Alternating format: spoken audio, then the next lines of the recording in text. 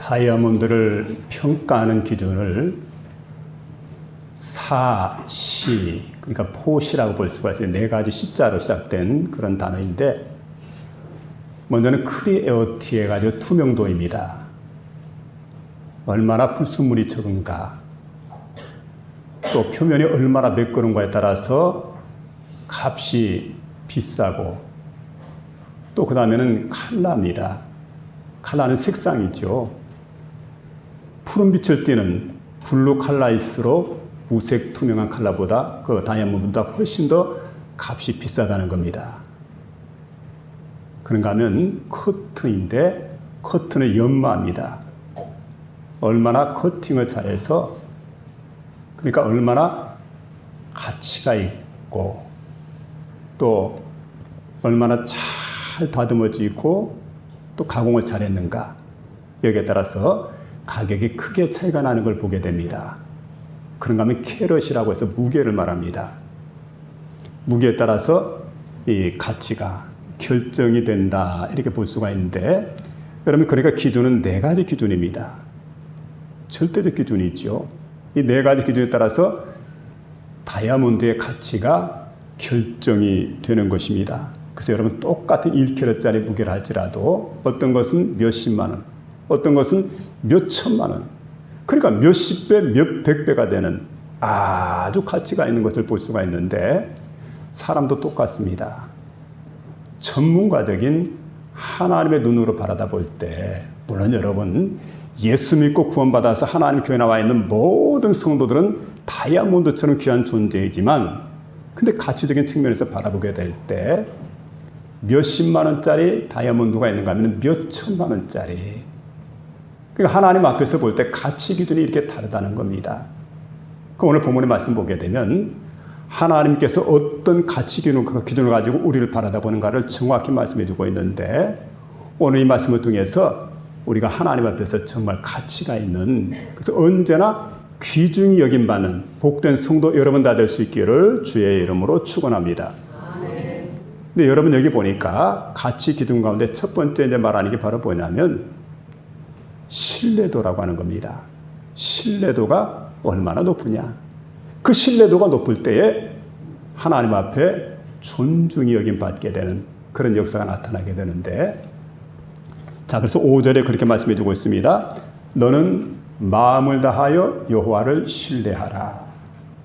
여기 신뢰하라고 하는 말은 원어에 보니까 바타흐. 바타흐라고 하는 말은 이런 말입니다.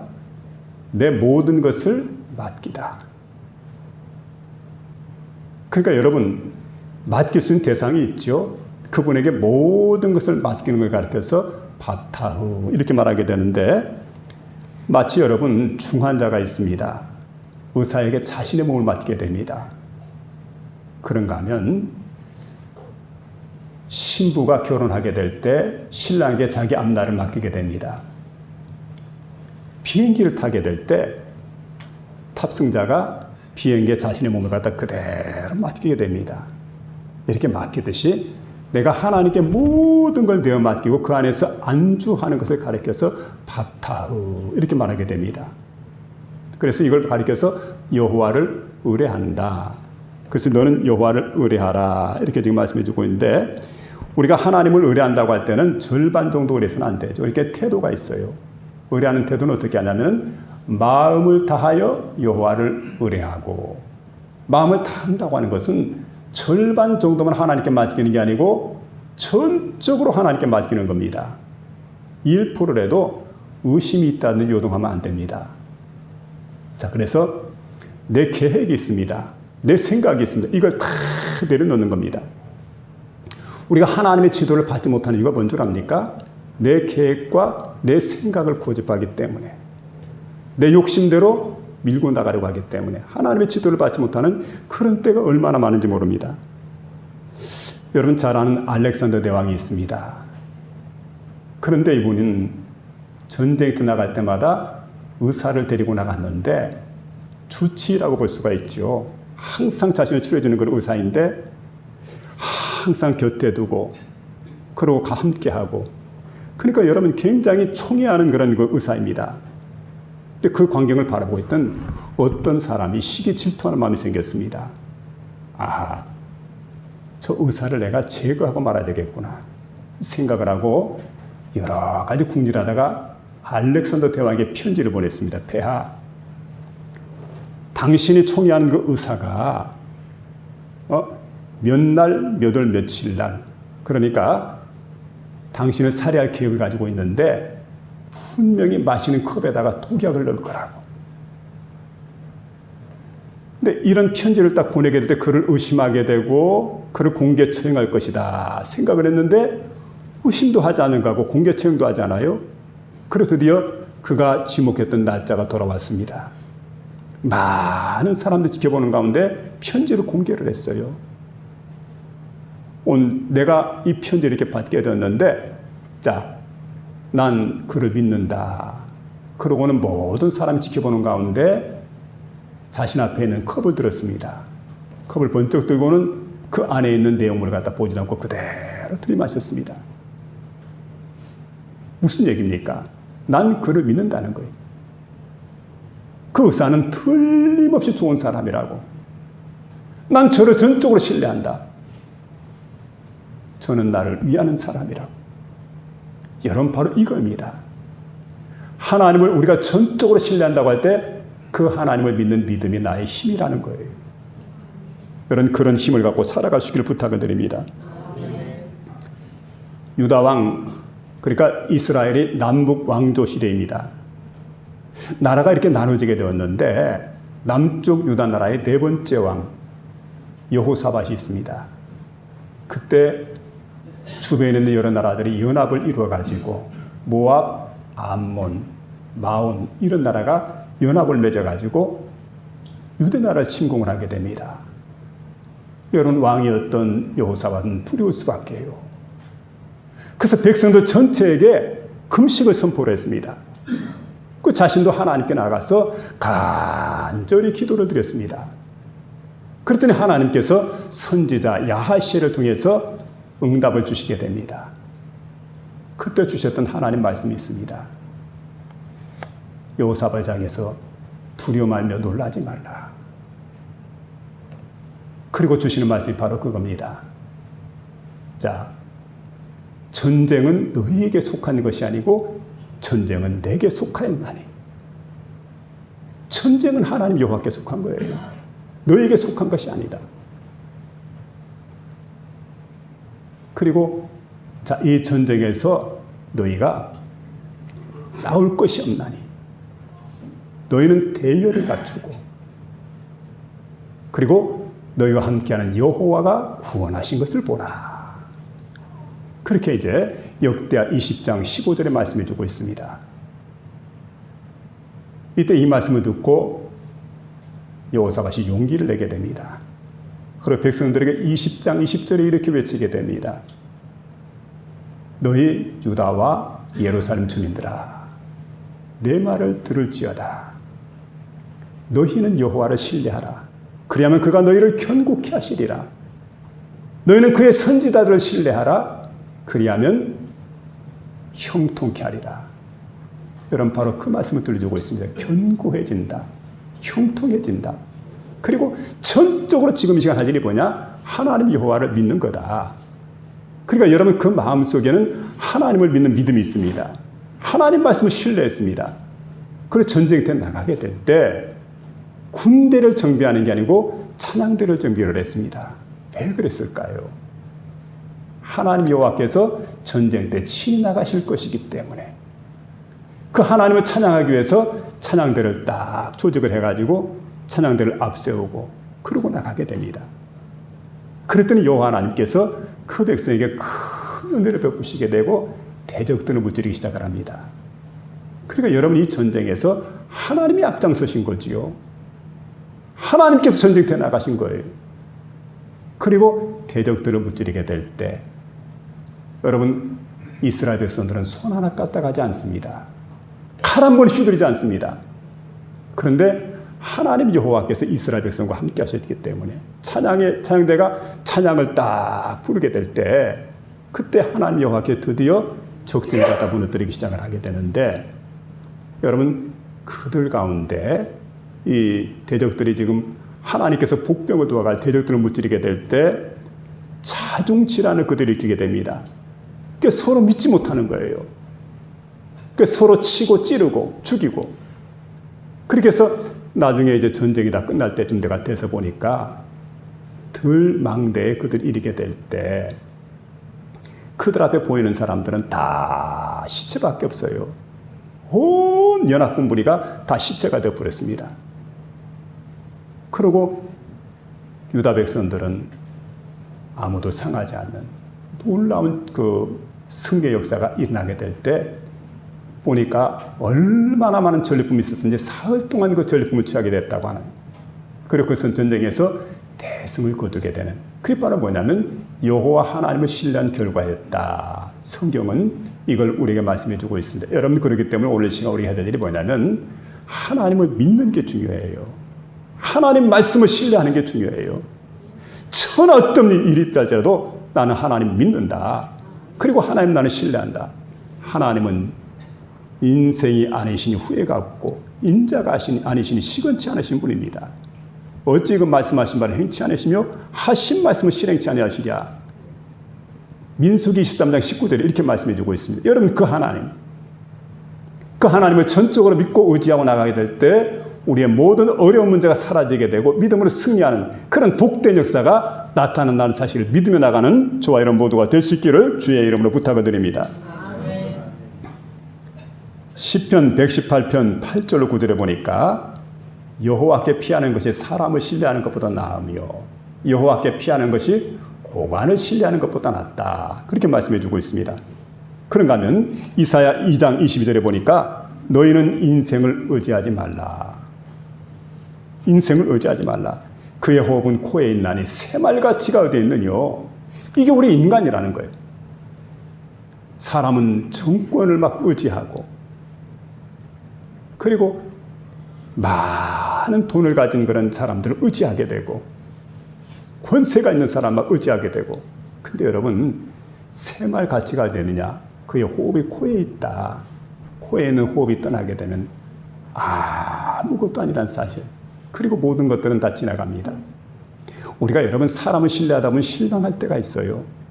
근데 하나님을 신뢰할 때는 절대로 실망하지 않는다는 것. 하나님은 어떤 분입니까? 신실하신 분이다. 절대 약속을 어기지 않는 분입니다. 반드시 하나님은 약속을 지키신 하나님, 언약에 신실하신 하나님, 그 하나님을 믿고 믿음으로 날마다 가는, 그래서 여러분 신실하신 하나님을 절대적으로 승리하면서 저와 여러분 삶 속에 영원한 승리의 역사가 이루어지기를 주의 이름으로 부탁을 드립니다. 두 번째는 하나님을 인정하는 겁니다. 그러니까 인정도가 높아야 귀중히 여김을 받는다는 거죠. 언제나 하나님 여호와를 인정하는 마음. 유대랍비였던 모세 벤 마이몬이라는 사람이 있습니다. 마이몬이라는 사람이 어느 날 여행을 떠나야 되겠다 생각을 하고 세 가지를 갖추게 됩니다. 경전을 읽기 위해서 등잔불을 예비를 했습니다. 짐을 싣기 위해서 나귀를 준비를 했습니다. 당나귀. 그리고 자명종이 없으니까 수탉을 한 마리 때리고, 그리고 먼 길 여행을 떠났는데 저녁 시간이 되었습니다. 잠을 청해야 되겠다 생각을 하고 여관집에 들어갔더니 여관집 주인이 유대인이라고 알아보고는 들여놓질 않습니다. 그 어떡합니까? 하는 수 없이 숲속에 들어갔습니다. 자리를 펴고, 그리고 이제 잠을 청하기 전에 습관대로 경전을 읽기 위해서 등잔에 불을 붙였습니다. 이 경전을 읽고 있는데 갑자기 급하고 강한 바람이 휙 하고 불어오는데 그만 그 바람에 등잔불이 넘어져 버렸습니다. 그리고 넘어지면서 이게 깨어져 버렸어요. 참 허전하고 섭섭했지만 모세 벤 마이몬, 이 랍비가 한 얘기가, 하나님은 세상의 모든 것을 다스리는데 어련히 알아서 하시려고 다 하나님의 뜻이구나 생각을 하고는 그냥 불이 꺼진 김에 그대로 잠을 청했습니다. 잠을 자고 아침에 일어나 보니까 주변에 놀라운 일이 일어났어요. 보니까 밤에 도둑이 나타나가지고 나귀를 몰고 가버렸어요. 또 보니까 이 수탉이 있었는데 들짐승이 와서 수탉을 갖다 물어가 버렸습니다. 그러니까 뭐 나귀도 사라지고 들짐승도 그 뭡니까 수탉도 사라지게 되고 그 등잔도 사라지게 되고. 근데 랍비 모세 벤 마이몬은 이렇게 외치게 됩니다.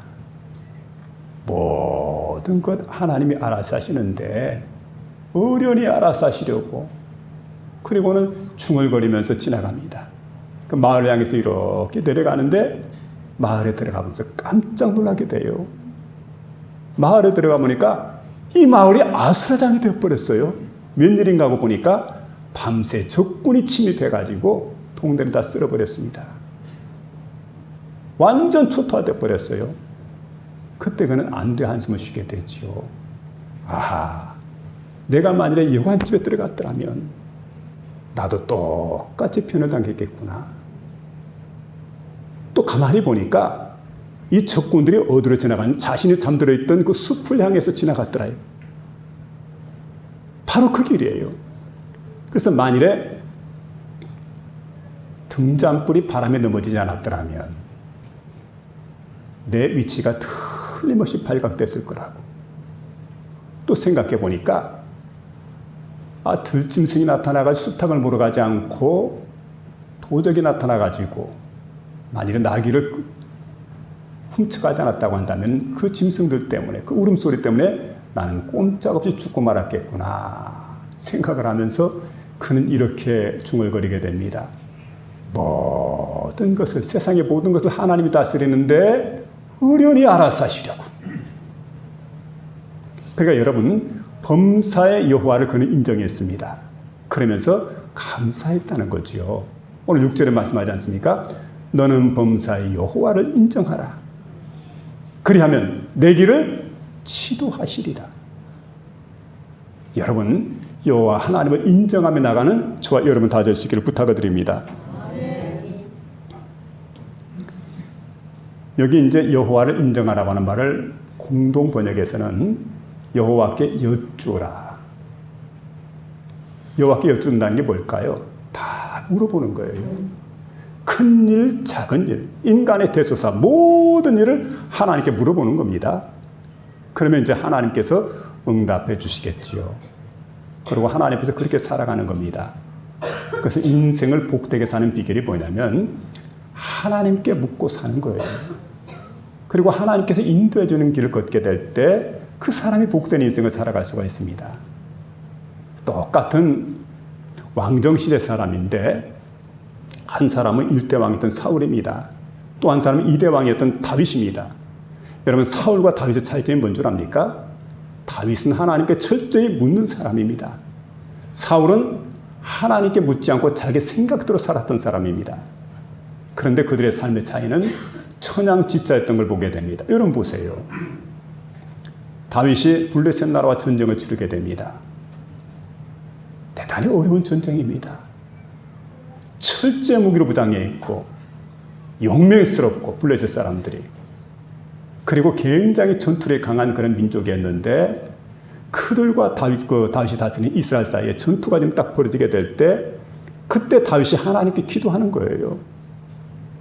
하나님의 응답이 떨어질 때까지 기도하게 됩니다. 하나님, 지금 곧 전투가 벌어지게 되는데 일촉즉발의 위기 가운데 있습니다. 풍전투마 위기 가운데 있습니다. 하나님 도우셔야 되겠습니다. 그리고 하나님께 간절히 기도하는데 하나님의 응답이 주어지게 됩니다. 사랑한 종 다윗아, 뽕나무 꼭대기 위에서 걸음 걷는 소리가 들리거든 그때 진격할 수 있도록 해라. 아니 여러분 생각해 보세요. 뽕나무 꼭대기에서 무슨 걸음 걷는 소리가 들려와요. 어떻게 사람이 뽕나무 꼭대기로 올라갈 수 있습니까? 그러니까 여러분 그런데 다윗은 정말 기다려요. 물어보고 기다려요.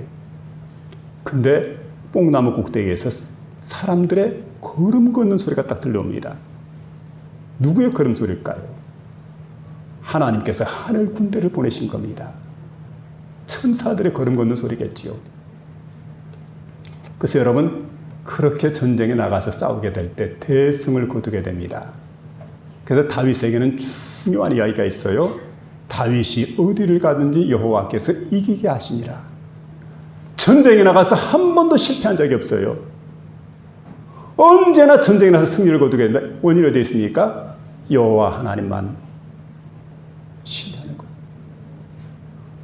하나님만 의지하는 거지요. 하나님께 묻는 거지요. 하나님께 물어봐요. 근데 사울은 하나님께 묻지 않습니다. 그러니까 지금 블레셋 군사들이 진을 치게 될 때 다윗은 하나님께 물었는데 사울은 하나님께 묻지 않고 그 군사들이 두려웠기 때문에 어떻게든 자기 마음대로 제사를 드리게 됩니다. 제사는 제사장이 드려야 돼. 자신이 드리면 안 돼. 월권이 됩니다. 그래서 하나님께 큰 범죄를 하게 되고 하나님께서 그를 버릴 수밖에 없었던 이유가 어디에 있습니까? 내 마음대로 살았기 때문에. 언제나 여호와께 묻고 살아가는 저와 여러분 되시기를 부탁을 드립니다. 자, 너는 범사의 그를 인정하라. 그리하면 내 길을 지도하시리라. 그렇게 말씀해 주고 있는데 우리가 여러분 깜깜한 밤을 만날 때가 있어요. 그때는 길이 보이지 않습니다. 이게 동쪽인지 서쪽인지 남쪽인지 북쪽인지 길이 정말 보이지 않아요. 그리고 몸은 점점 더 아파오게 되고 그리고 문제는 수없이 발생해가지고 계속 문제는 꼬이게 되고 점점 문제는 커지게 되고 사람 관계는 점점 복잡해져 가기만 하고 이럴 때 여러분 우리가 낙심하고 절망하고 좌절할 수밖에 없지만 그러나 그런 가운데서 하나님은 어떻게 합니까? 하나님은 함께 하신다. 그런 가운데도 하나님은 우리를 붙들어 주신다. 주의 크신 손으로 우리 인도하신다. 여러분 이 사실을 믿으며 나가시길 바랍니다. 그런 하나님이시라는 사실을. 우리가 욥기서 23장 10절 말씀을 참 좋아하는데 근데 욥기서 23장 10절에 주어지기 전에 8절과 9절의 말씀 보면 이렇게 말씀해 주고 있습니다. 여기 8절에 보니까 그런데 내가 앞으로 가도 그가 안에 계시고 뒤로 가도 보이지 않고 왼쪽에서 일하시나 만날 수 없고 오른쪽으로 돌이키시나 배울 수 없구나. 그렇게 말해요. 그 다음에 10절에 이렇게 고백을 합니다. 그러나 내가 가는 길을 그가 아시나니 그가 나를 단련하신 후에는 내가 정금같이 되어 나오리라. 여러분 욥을 한번 보세요. 그는 문제를 만났어요. 어려운 상황 가운데 처해 있습니다. 복잡합니다. 머리가 터질 것 같습니다. 이제 여러분 사랑하는 자녀들이 다 세상을 떠났습니다. 아내는 자기를 저주하고 떠나가 버렸습니다. 물질이 다 사라졌습니다. 그리고 친구들은 자신을 조롱하게 되고 몸은 병들게 되었습니다. 그러나 그 가운데 고백하는 얘기가 바로 이런 거예요. 그가 나를 단련하신 후에는 내가 순금같이 되어 나오리라. 얼마나 귀한 겁니까? 순금같이 되어서 내가 나오게 된다. 그렇게 나를 하나님께서 사용하실 줄로 믿는다. 여러분 이게 욥의 믿음입니다. 이와 같은 복된 믿음이 저와 여러분의 마음속에 충만할 수 있기를 부탁을 드립니다.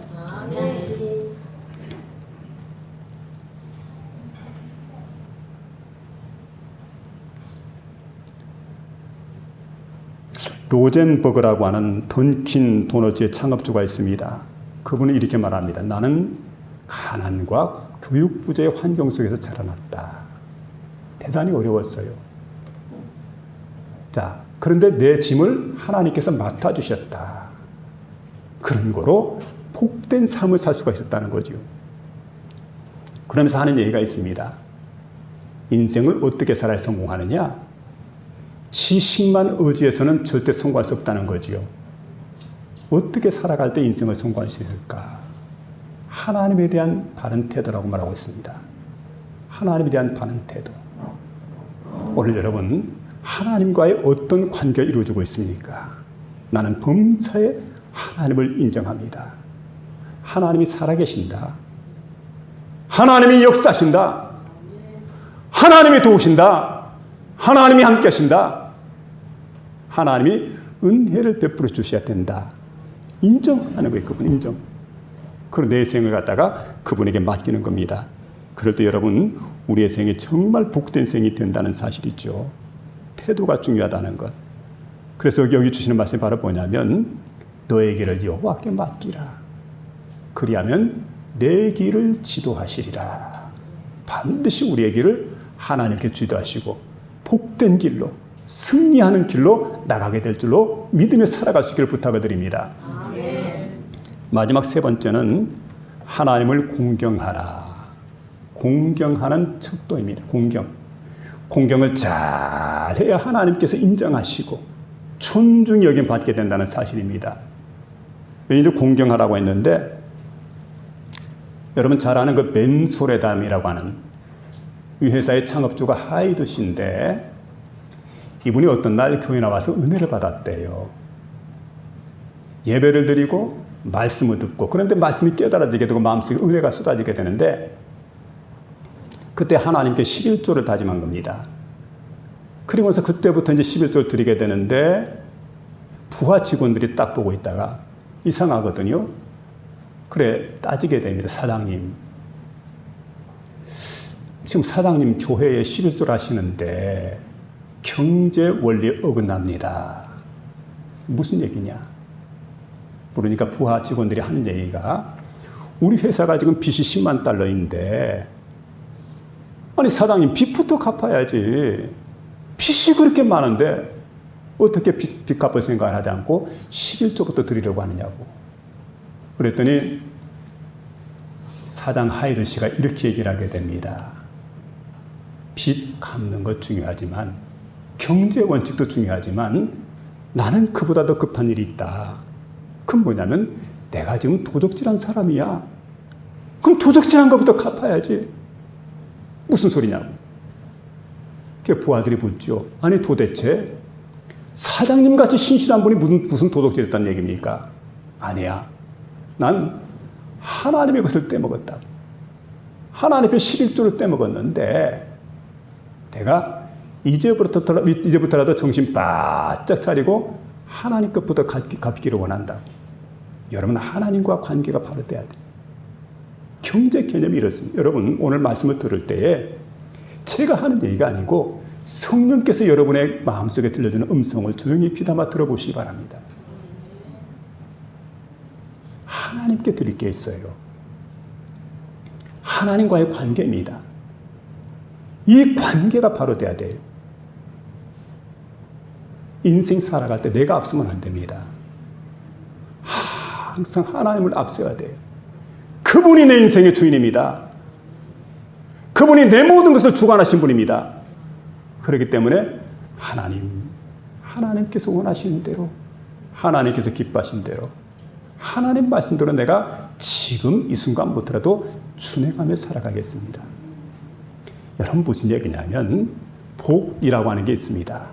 복이라고 하는 걸 누가 줍니까? 하나님이 주신다는 사실입니다. 믿으면 아멘 하시기 바랍니다. 복은 사람이 주는 게 아니에요. 하나님께서 우리에게 복을 주십니다.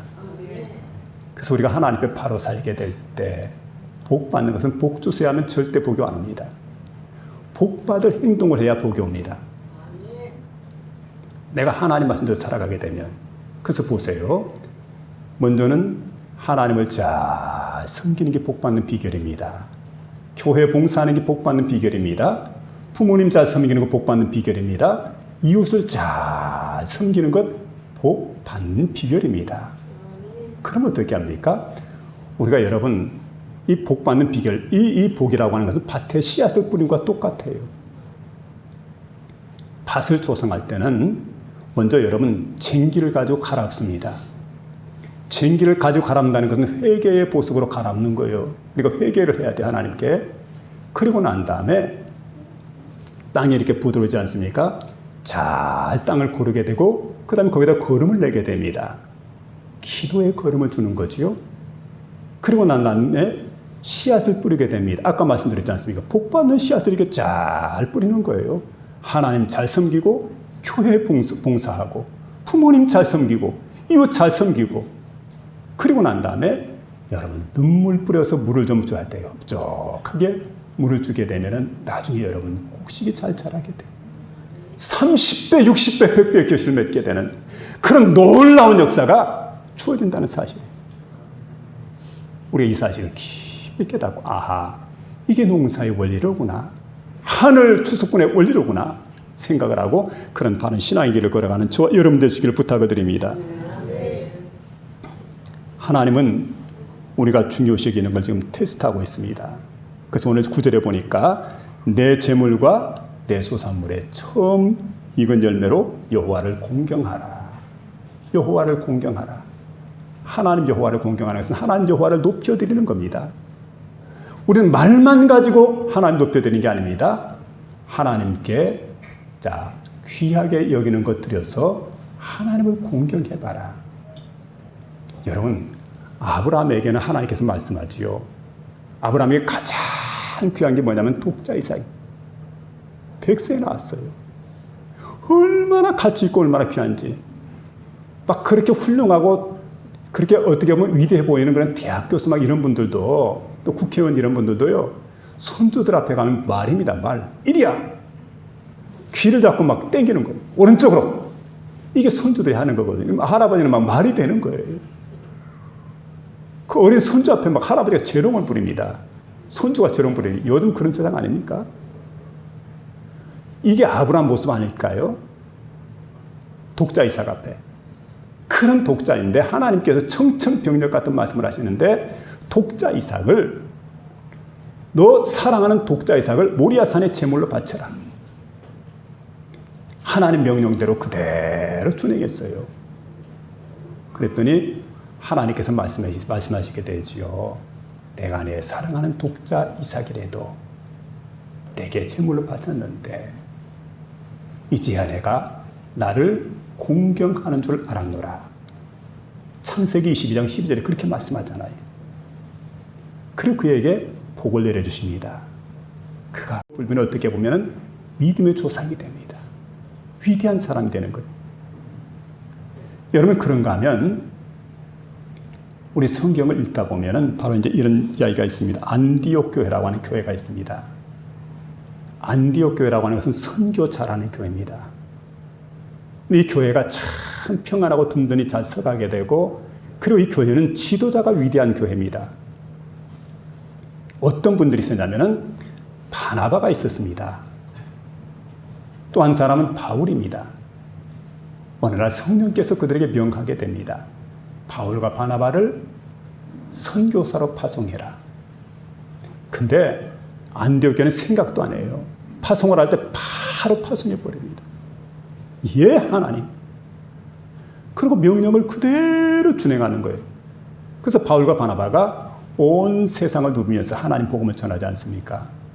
가장 귀하게 여기는 걸 갖다가 하나님께 바치라고 할 때 바치게 됩니다.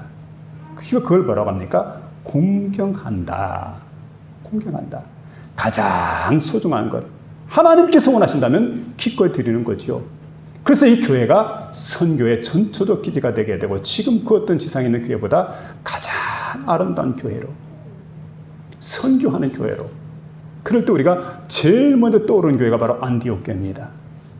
우리 주님은 선교를 기뻐하잖아요. 주님께서 정말 기뻐하신 교회가 된 그것은 오늘 이 시간 여러분 아시겠습니까? 처음 익은 열매로 여호와를 공경하라. 그래야 할 때 복을 준다고 주님 말씀해 주고 있습니다. 가장 귀하게 여기는 것. 우리 인생 살아가다가 하나님께 시간 들여야 되는데 어떤 분이 저한테 그 얘기를 해요. 목사님, 이 가게 일 다 끝나고 나면 그때 가서 하나님 섬길게요. 근데 여러분 나이 들어서 그거 됩니까? 안 돼요. 습관이 안 되는데 못 하더라고요. 몸은 병들었습니다. 안 돼요. 하고 싶어도. 꼭 생각하시기 바랍니다. 내게 있는 시간 가운데 어떤 시간입니까? 가장 좋은 시간, 귀하고 좋은 시간. 그 시간은 오늘이라는 시간. 인생의 가운데 토막을, 하루의 가운데 토막을 가장 값지고 귀하다고 생각하는 그 시간을 하나님 여호와께 드리며 살아가는 저와 여러분 되시길 바랍니다. 그렇게 해서 오늘 주시는 말씀처럼 하나님 앞에서 귀중히 여김 받고 살아가는 복된 심령 다 될 수 있기를 주의 이름으로 축원합니다.